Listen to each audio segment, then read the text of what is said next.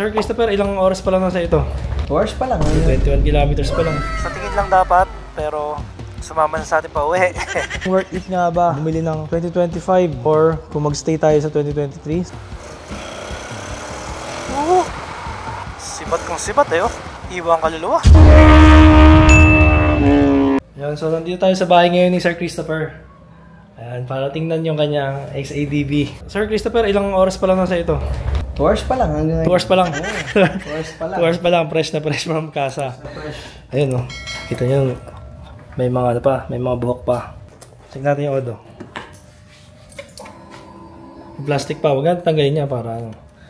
Ayan yung symbol na bago pa. Ayun, 21 kilometers pa lang. Ayun, pag nagsawa ka sir. Sir, pwede mo yung trade-in pag may nagustuhan ka motor. Kung nagsawa ka na sa 2-cylinder, gusto mo na mag-inline 4. May parte nga kami, Tracer 9 GT 2023. Pili lang. Loaded. Ayan, pili. Pili lang. Pili. Sir, kamusta yung first ride mo pala dito? Kanina? Ay, maganda. Okay naman. Maganda yung ride niya sa NLEX. Pero ano lang, Valenzuela lang eh. C3 to Mindanao. Okay naman. Ano yung dati mong big bike? KTM, tsaka yung nagkaroon ako ng MB Agusta. Ah, malakas yun. Ano yung CC yun? Sobrang init. Ah, Brutale. Oo, Brutale. Yung, ano, 800 ba? 800? 800. Yun ang malakas, kaso init, no? Sobra. Sobra init. Italian. Sobra init. So, ano masabi mo sa, ano? Sa dito? Di ba init Sa kasi XADB? scooter eh. Tsaka sobrang comfort. Sobrang comfort. Kamusta yun, ano? Generation 2 na raw ito na DCT. So parang mas smooth na, hindi mo na raw ramdam yung pag-shift, tama ba? Pag-shift, hindi. Hindi na. Kasi yung sa una lang, konting-konti lang. Pero konti na lang. Yung Gen 1 kasi talagang mararamdaman mo. ramdam talaga na kumakambyo siya. Wala. Konti lang. Maririnig mo yung pagka-shift niya lang. Yun lang. Maglalaga tak, ganun lang. Konting-konti lang. Oo, konting-konti lang. Pero kumbaga mas precise na siya ngayon. Dati kasi parang naghahanap eh. Pag napunta ka sa alanganing gear, mag-upshift and downshift siya sa dire-diretso pa. Oo, yan.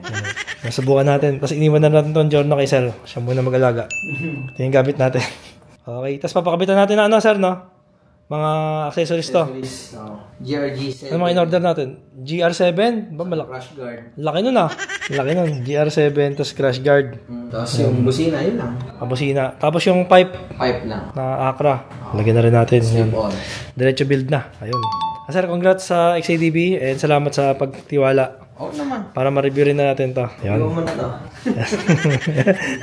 Hindi kasi bukas. Try mo muna. Oh, pasyal-pasyal mo muna yan. Para ano, habang inantay mo yung order mo. Nagpa-reserve ka na rin ba? Meron. Reserve ako. Kamusta na pila? Gano'n ka ba? Mahaba pero hindi na daw mauubusan. Ah, marami na parating. Marami na. Next batch. Kailan daw darating, sir? Para sa mga nag-aantay din. Itong month parating na. Ayun pala eh. Sakto. Andyan yung GT Triumph na pwedeng cash, no? Pwedeng mag-cash. Walang dagdag. Okay, so try na natin Pag-cash to. may discount. May discount pa pag-cash? Talaga? Okay, try na natin to. Ano, sir? Try na ako? Sir, thank you. Diretso na makakalabas ba, sir? I-drive ko na diretso. First ride XADB 750. Baba na ng seat height, oh. Abot na abot. Ayun. Paano ba to? Ito yung drive. Ayun. Okay. Si ma'am, thank you. Sige pa. Yes, sir, thank you. Yan, picture muna natin yung Odo. Na 20 kilometers pa lang. Minsan-minsan lang yun. Alright. Bago tumakas yung Odo, picture muna. Yun, nakakapanibago pag ganun na siya ngayon eh. Dati pa down eh. Okay, kitang-kita na ngayon yung ano, yung handbrake. Dati hindi kita eh. Sarap. Ah, sarap. Comfort. Kaso ang init, no? Taas ng windscreen. Ang init. Pwede ba ibaba yan? Ganda ng play. Mas maganda yung shock ngayon ah. Kaya lang ano. Baba natin yung windscreen. Ang init. Paano ba? Neutral. Handbrake. Tapos paano ibaba to? Ayun. Baba natin. Ayun. Hindi pala eh. Ganda ah. Yan. Pwede ibaba na parang ADB 160. No? Alright. Tapos handbrake pa.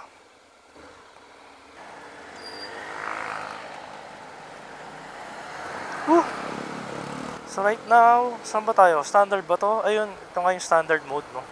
Standard lang muna tayo. Tsaka tayo mag-sport mode, ah. Enjoy muna natin yung power ng standard. Aba, maganda na rin kahit standard, oh. Oo nga, hindi naramdam yung pag-shift ng gear. Dati kasi ramdam eh. Pagka nagbabago siya ng gear, ramdam na ramdam. Ngayon, konting-konti na nag-shift ako ng from third to second.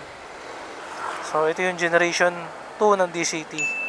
Dito talaga ako na-curious kaya gusto ko siyang i-ride. And, syempre, maraming salamat kay Sir Christopher at pinayagan tayong ma-experience ng kanyang XADV 750.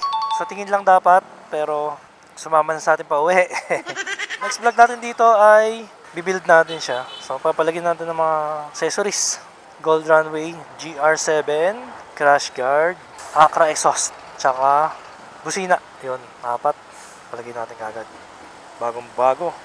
Tama, maganda malagyan kagad siya ng ng crash guard kasi syempre, yun na. Importante yun, pag tumba, yun ang sasalo sa impact. Syempre may cruise control na, kaya yun yung pinaka nakakakilig sa kanya. Subukan natin yung cruise control. Biyahe tayo ng expressway sa ating next vlog. Ang ganda ng suspension. Tsaka yung upuan niya malambot eh. Kahit standard, malakas. Matagal na siya mag-shift ng gear. Alam niya na kung kailangan mo humataw. Alam niya na, hindi gaya dati. Pag naka-standard ka, shift ka agad siya ng shift ng gear. Ngayon, pag hinahataw mo, in-extend niya na yung RPM. Depende sa timing ng piga mo. Mas intelligent na siya ngayon. Kaya mas responsive na siya. Dati pag standard, medyo may delay pa ngayon. Ang responsive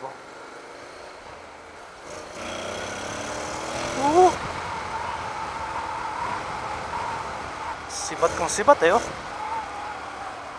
Iwang kaluluwa. Yes.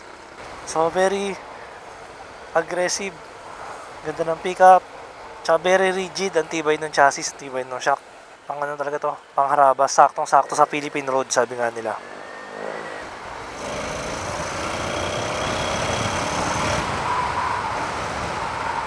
Pang solid. Headlight niya okay naman, goods naman, all goods, malakas din naman. Pero syempre iba talaga yung naka-aux light, no. Lakas ng preno. All goods. Ang ganda rin ng dumping sa humps. All goods na all goods. Sabahan niyo ang ating next na content dito. Exciting mga next content natin. Unang XADV 2025 na papalitan ng Acra pipe and other accessories. So ito na mga katingin, na uwi na natin ang 2025 Honda XADV 750 and ito siya. So hindi pa na mapaniwala na nasa atin na ngayon to, nasa garahe natin.